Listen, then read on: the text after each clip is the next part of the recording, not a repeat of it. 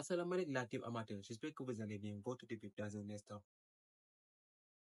L'Espagne qui s'impose face à l'Allemagne sur le score de 2 buts à 1. Voilà, on a assisté aujourd'hui à une top rencontre de football. Franchement, les deux équipes ont très bien joué. Tactiquement, ça a été trop serré. Voilà, le match était un peu indécis en premier mi-temps, vu que les deux équipes, on peut dire qu'ils étaient trop observatrices. On a assisté à quelques actions, à des actions très dangereuses, mais voilà, on voyait que les deux équipes privilégiaient la prudence. Donc maintenant, je me dis que Nagelsmann, il a fait quelques erreurs dans son 11 de départ. Emre Can, Leroy Sané, ils ont été impétinents durant la première période. Franchement, on les a pas vus. On les a pas vus. Même pour Gundogan, sur sa première mi-temps, ça a été un peu difficile. Le pressing de la Roja a été très bien géré, a été très bien digéré. Le milieu aujourd'hui, que ce soit l'Allemagne et aussi l'Espagne, ça a été très costaud. Ça a été très costaud.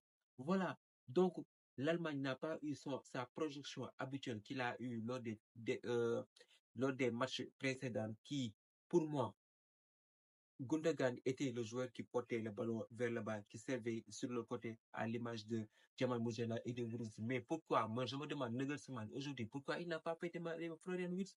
Il a été dangereux quand il a rentré. Je pense qu'il a failli mettre 3 passes décisives. Il a mis aussi un but. Donc je pense que c'est son 11 de départ. Il s'est trompé. Ils sont trompés sur son 11 de départ. Franchement, il s'est un peu trompé. Sur le côté gauche, il nous a mis Rome. Lui aussi, on ne l'a pas du tout vu. Il a souffert face à Lamine Yamal. Face à Lamine Yamal, il a souffert. Le côté gauche aussi, je pense que Nico Williams, il a été dangereux. Il a eu quelques occasions sur lesquelles il était en position de jeu, mais il y a eu le ballon. S'il était lucide, je dis, s'il a été lucide dans la surface de réparation, normalement, il aurait dû claquer ce but. Il aurait dû claquer ce but, mais en premier mi-temps, les deux équipes, ils ont très bien joué. Donc là, quand tu te poses calmement, tu regardes le match, je te dis qu'en deuxième mi-temps, les Allemands, ils vont essayer de faire bouger les choses. Mais voilà, je pense que 16 minutes de jeu ou bien 15 minutes, voilà, l'action est venue sur les côtés. Parce qu'au milieu de terrain, vu que c'était un peu serré, les Espagnols ont ouvert le jeu sur les côtés. La meilleure sert parfaitement Dani Olmo qui ajuste Manuel Neuer. Donc 1-0. 1-0. Donc à ce moment-là, on se dit que la Roja tient le taureau par les cornes.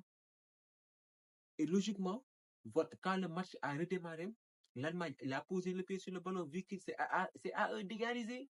C'est à d'égaliser. C'est là que Nagelsmann a dû faire quelques changements. Wirtz prend la place de Leroy Sané. Emre Can a été remplacé par le numéro de 19 allemand. Je ne sais même pas c'est quoi son nom. Et Mittelstadt, il est rentré aussi sur le côté gauche. Il a remplacé Rome. Donc là, on se dit que l'Allemagne a retrouvé son niveau de jeu avec lequel il a démarré l'Euro. Ils ont posé le pied sur le ballon. Ils ont créé des occasions. Jamal Musiala, sur le côté, il a été exceptionnel comme d'habitude. Il a été flamboyant. Il a tenté des dribbles aussi. Il a fait aussi des pas pour essayer de faire jouer ses partenaires. Voilà. Et ça a fini par payer. Ça a fini par payer. Normalement, Fulkrug, ce ballon-là, il devait nous le mettre, ce ballon sur le poteau. Il a fait le geste, on ne peut rien lui reprocher. Mais franchement, c'était pas de but. Kai Havertz, lui aussi, il n'est pas du tout lucide devant les buts. Parfois, tu as des jours où Kai Havertz, il est exceptionnel. Parfois, c'est un nulard. Ces deux occasions-là qu'il a, il devait les claquer au fond normalement. Il a fallu attendre à la 89e minute sur une remise de voilà, Joshua Kimmich pour permettre à l'Allemagne d'égaliser et d'aller en prolongation. Donc là, quand tu te regardes le match, tu te dis que l'Allemagne, en revenant sur le match, il va falloir marquer ce deuxième but tueur. Ils ont eu aussi des occasions. Mais non, mais franchement, les Allemands, aujourd'hui, ils étaient en manque d'efficacité. Ils avaient, dans, dans la surface de réparation, il y a eu cette contre-là où Willis portait le ballon. Normalement, il devait décaler le ballon à Jamal Musiala. Fulkrug, lui aussi, il a été très dangereux, voilà. Mais il n'a pas du tout été adroit cette fois-ci face au but. Toni Kroos aussi, comme à son habitude, il a été exceptionnel. Il a distribué pas mal de ballons, il a fait jouer ses partenaires. Le pressing espagnol aussi a été redoutable du fait qu'il a généré la relance des Allemands qui peinaient à enchaîner 3 passes au milieu de terrain. Donc, il a fallu se remettre au jeu il a fallu jouer sur le côté pour essayer de tirer le maximum sur la profondeur et c'est ça qu'ils ont fait. Rodri, au milieu de terrain, il a fatigué Gundogan, il a fatigué à un point Gundogan. Il a reçu quelques coups. Je vous dis qu'Anthony Taylor, en premier mi-temps, il a distribué 16 cartons jaunes. Ce qui montre qu'au milieu de terrain, ça a été costaud tactiquement. Ça a été costaud. Donc voilà. Il a fallu attendre à la 118e minute pour voir. Moi, je me dis que Dani Olmo, il a eu tout le temps pour s'entrer. Mais dans l'intérêt allemand, où il était, Joshua Kimmich, il était où? Dani Olmo, il a eu tout le temps pour s'entrer. Et Rudiger, il a été pris de coup. Il n'a pas bien jugé la trajectoire de ses balles. Et ils se sont fait avoir à la 118e minute. C'est une magnifique tech du nouvel entrant espagnol. Je ne sais même pas comment il s'appelle.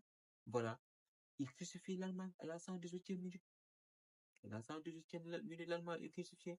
Donc voilà, c'est dommage pour moi. Les Allemands, ils ont fait le match qu'il fallait. Voilà. Ils se sont créés pas mal d'occasions, mais ils n'ont pas du tout été efficaces. Je pense que Kai Havertz, voilà, il a eu l'occasion pour se montrer, pour claquer, mettre ce but au fond des filets. Mais voilà, je pense aussi des deux côtés, que ce soit en Allemagne et en Espagne, les deux gardiens de but, ils ont été costauds. Ils ont été costauds. Donc voilà, je pense que en défense aussi, en défense, le Normand, il a fait un très bon match. Laporte aussi, il a été très sollicité, surtout avec l'entrée de Fulkrug sur les balles aériennes, mais ils sont restés costauds. Donc voilà, je pense que De La Fuente, depuis le début de cet euro, il est en train de montrer à toute l'Europe que l'Espagne est là pour gagner cet euro-là, pour la gagner. Franchement, depuis le début de cet tour, ils sont exceptionnels. Ils sont exceptionnels. Ils ont créé des occasions pas possibles. Sur les deux côtés, tu as les deux enfants là qui n'ont pas fini de prendre le biberon, qui te fatiguent. Nico Williams et Lamine Yamal. Ils ont été exceptionnels aujourd'hui. Fantastique. Ils ont bien exploité la profondeur. Donc voilà, c'est dommage pour l'Allemagne qui va quitter sa compétition. Et malheureusement, c'était le dernier match de Toni Kroos. Lui aussi, voilà, c'était son dernier match en carrière professionnelle. Mais quel joueur, quel joueur. Il a remporté tous les trophées possibles. Une carrière exceptionnelle. Exceptionnelle, je vous dis.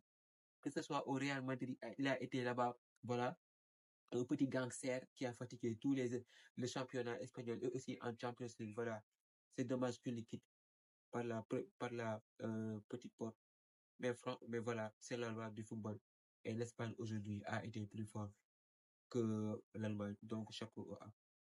De l'autre côté, la France qui s'impose face au Portugal, au Turobi, voilà, un match exceptionnel aussi. Des occasions passées, des occasions par là. On a assisté à une top rencontre. Et dommage pour Cristiano Ronaldo, c'était sa dernière, lui aussi, il s'est fait sortir. Il s'est fait sortir au Turobi. Donc, je pense que les Portugais, ils ont fait leur match. Ils ont fait leur match. Ils ont créé des occasions eux aussi, mais ils n'ont pas pu concrétiser. Moi, je ne comprends pas cette panne d'efficacité. Ça vient d'où? Ça vient d'où? En premier mi-temps, ils ont été, je peux dire, et j'ose le dire, ils ont été dominateurs. Ils ont été dominateurs. Ils ont bien construit les actions sur le côté gauche. Nuno Mendes et Rafael Leao, ils ont été dangereux. Ils ont été dangereux. Jules Koundé, il a été trop sollicité sur le côté gauche. Des ballons en retrait par-ci, des passes en profondeur par là.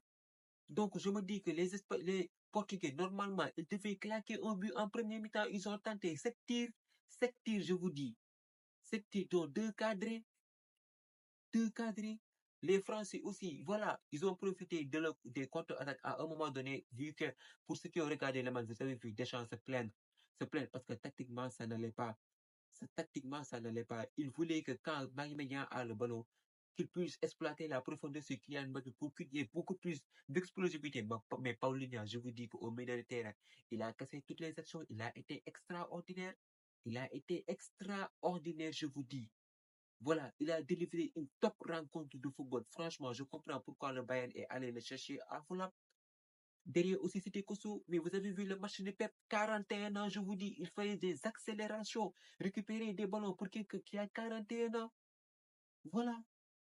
L'équipe de France aussi, il a été dangereux sur la construction de balles, sur la construction, mais ça peinait à la finition. Colomboigny, il a eu la même action que la Coupe du Monde 2022 au Qatar. Lui aussi, ce nulard-là, il rate la balle. Donc, des deux côtés, ça a été amplement disputé tactiquement. Je vous dis, surtout au milieu de terrain, N'Golo Kanté, Paulinho, Bruno Fernandes.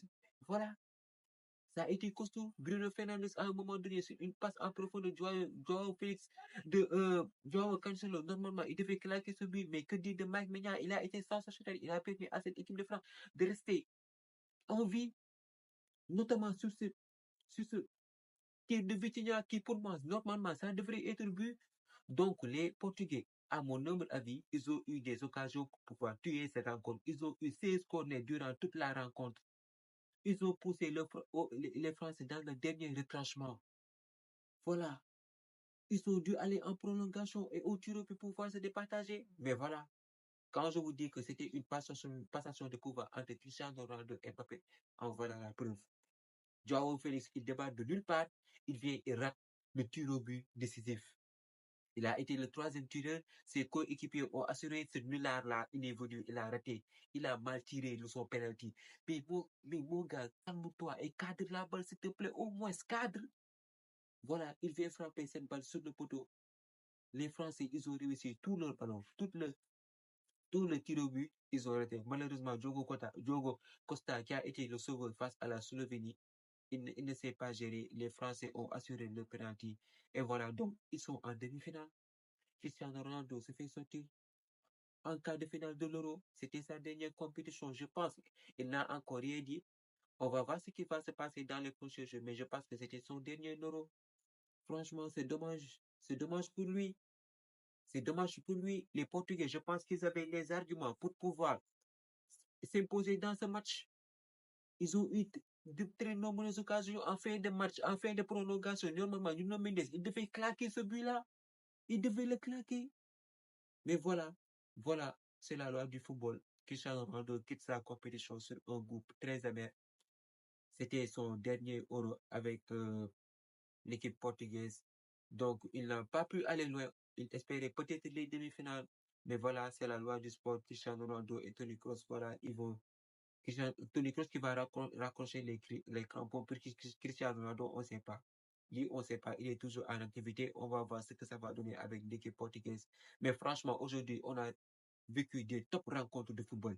Voilà, l'intensité et le rythme qu'on demandait sur cette Euro. Franchement, aujourd'hui, on l'a vu. Les 4 équipes ont été extraordinaires. Ils se sont surpassés pour nous produire un très bon spectacle. Maintenant, on connaît l'affiche des premières demi-finales. Portugal, Espagne, France. En tout cas, ça promet pour le reste de la compétition. On a hâte d'y être, que des top players. On va voir ce que ça va donner. La famille, la team, c'était tout pour cette vidéo. Merci de liker, de partager, de vous abonner et de m'exploser la barre de commentaires.